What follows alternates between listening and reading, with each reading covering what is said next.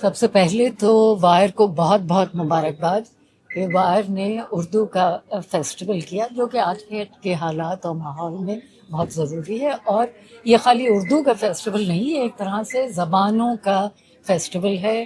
ہندوستان کی زبانوں میں اتنی ڈائیورسٹی ہے، اور یہی ہندوستان کی خوبصورتی ہے کہ ہمارے ملک میں اتنی زبانیں ہیں، اتنی پرانی زبانیں ہیں، اتنی ڈیولپڈ ہیں، ان کا اتنا لٹریچر ہے، اس میں اتنی پوئٹری ہے.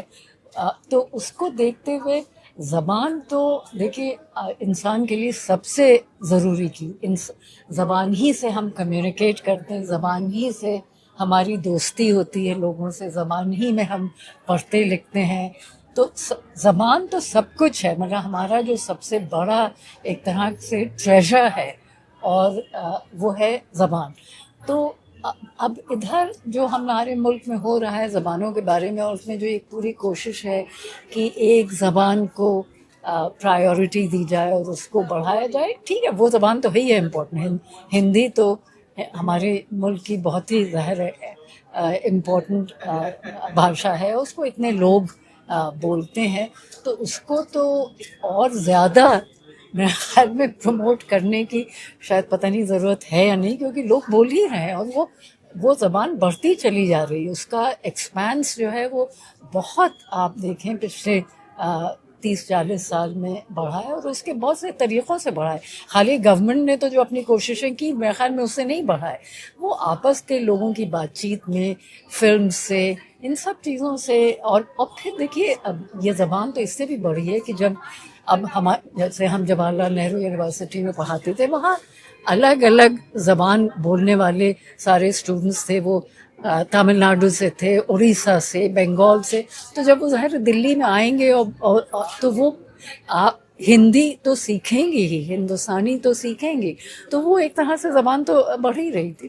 تو اس لیے مجھے لگتا ہے کہ اس میں ایک زبانوں میں کمپٹیشن کرنے کی تو کوئی ضرورت نہیں ہے، بلکہ ساری زبانوں کو پروموٹ کرنا چاہیے. اور میرے خیال میں اردو کو خاص طور پہ ایک اگر زبان ہے جس کو پروموشن اور سپورٹ کی ضرورت ہے تو وہ ہے اردو.